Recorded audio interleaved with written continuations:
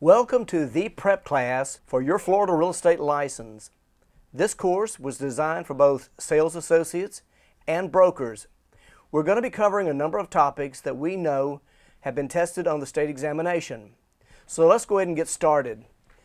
The initial requirements for a sales associate license. First of all, a person has to be at least 18 years or older.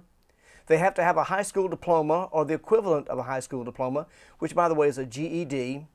And you have to be of good character. And let me say this, on your application, there's going to be a question.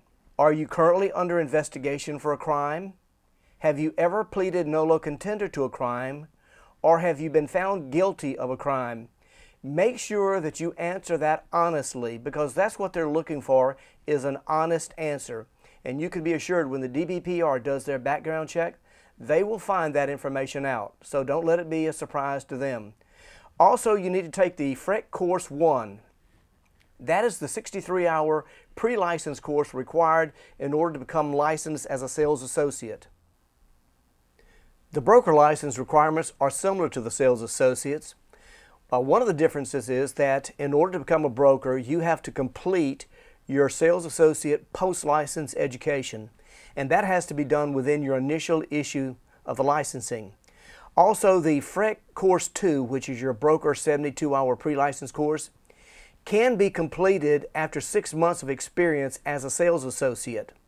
But remember that you cannot take the state examination until a person has been licensed for at least 2 years out of the past 5 years as a sales associate. Let me also say that the experience does not have to be in Florida. That licensing experience could be in any state in the United States. There are two types of real estate license, the sales associate license and the broker license. Sales associates can work for either brokers or owner-employers. A broker associate is a person with a broker's license that is elected to work for another broker or even an owner-employer. Mutual recognition. Florida has contracted with a number of states to be able to share license experiences.